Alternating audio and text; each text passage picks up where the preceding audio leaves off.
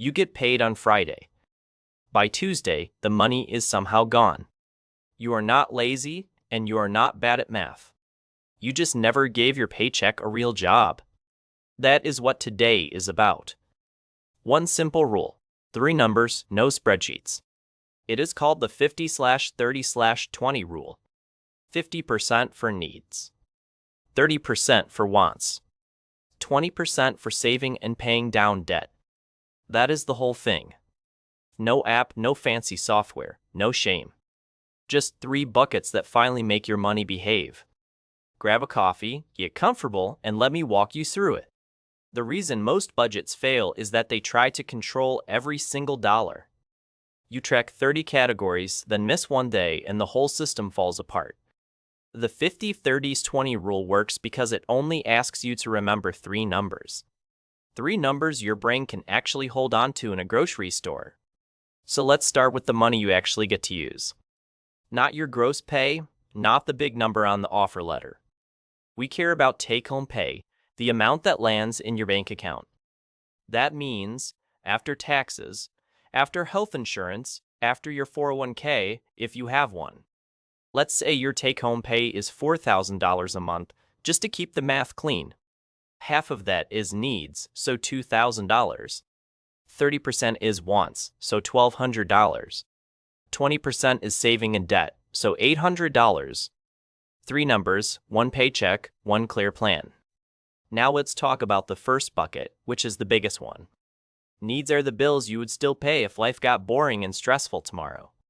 Rent or mortgage, utilities, basic groceries, transportation to work, insurance, minimum debt payments. Notice I said basic groceries, not the fancy cheese and the truffle chips. I said transportation to work, not a brand new SUV with heated seats. Needs are the plain version of your life, the version that keeps you safe and functional. For most people, this bucket is where the trouble starts. If your needs eat up 70% of your paycheck, the whole rule breaks. You cannot squeeze wants and savings out of the 30% that is left. So here's the honest question you have to ask yourself. Is my life actually built for the paycheck I actually earn? Rent is usually the biggest lever, followed by car payments. If those two together are over 40% of your take-home, something has to change. Maybe a roommate, maybe a cheaper car, maybe a move when the lease is up. I am not saying it is easy, but I am saying it is math. Here's the simple math that makes this real. On a $4,000 monthly paycheck, needs should be around $2,000. If your rent is $1,600, you only have $400 left for everything else in that bucket. Utilities, groceries, gas, insurance, and minimum debt payments all have to fit in $400. That is almost never possible, and that is your signal. The signal is not that you are bad with money.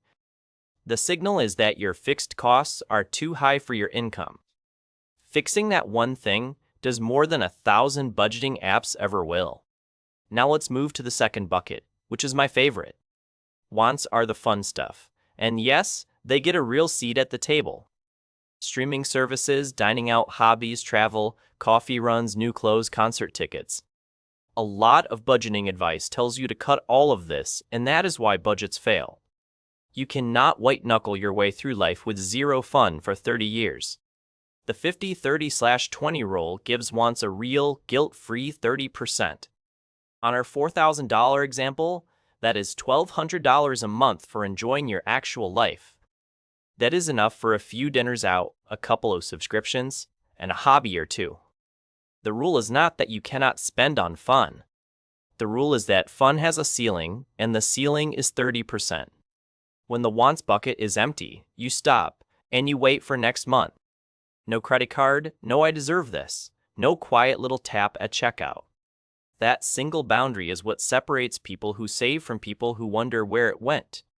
Here's where a lot of folks get tripped up on this bucket.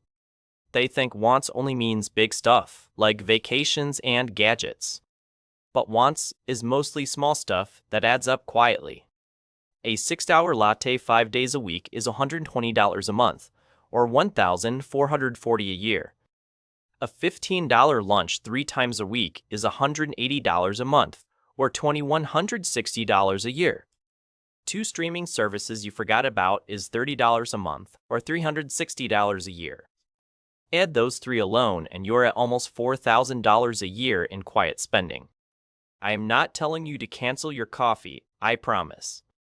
I am telling you to see it so you can choose it on purpose. Some of that spending is worth every penny to you. Some of it, honestly, you would not miss for a second.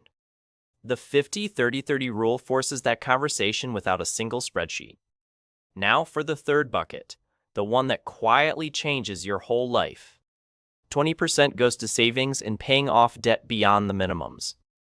On our $4,000 example, that is $800 a month working for future you. This bucket is where most people leak, and it is the leak that matters most. If you skip this bucket, you stay stuck in the same month forever. If you fund this bucket, you slowly buy yourself options and freedom. So what actually goes in here in what order? First, a small starter emergency fund, usually around $1,000 to $2,000.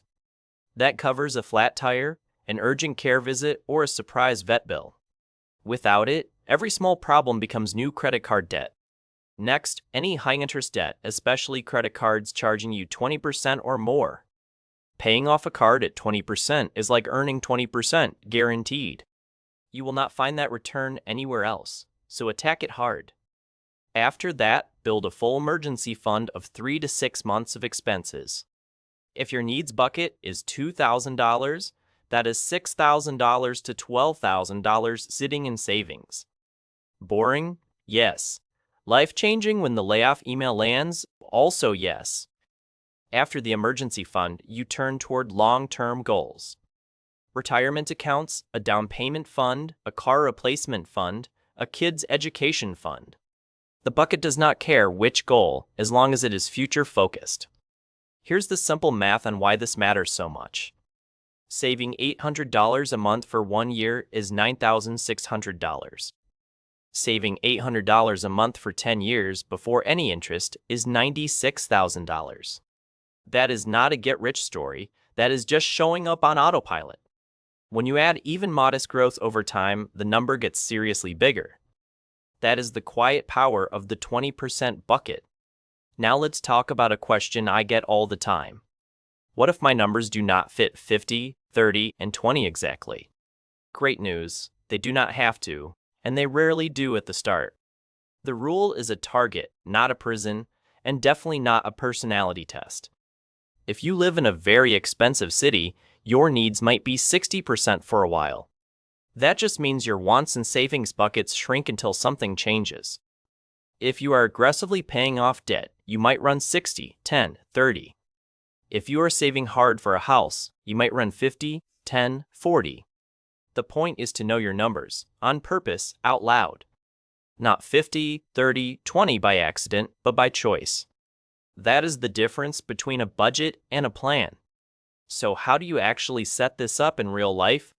You do not need an app, but you do need a little structure. Here's a version so simple you can start it this weekend. Open a second checking account. Most banks let you do it free online. That second account is your wants account, and only that. Every payday, move 30% of your take-home into that account. Then spend from that account for anything fun, and only from that account. When it hits zero, you are done for the month. No drama. Next, open a separate high-yield savings account for your 20% bucket. Automate a transfer for the day after payday, so you never see the money. What is left in your main checking is your 50% needs bucket. Bills come out of there, groceries come out of there, and that is it. 3 accounts, 3 jobs, 1 very calm brain. Here's a small trick that makes this even easier to stick with. Name your account something specific, not just savings too. Call it emergency fund or house down payment or new car by 2028. Your brain treats a named goal very differently than an anonymous pile of cash. You will find yourself protecting the named account almost automatically.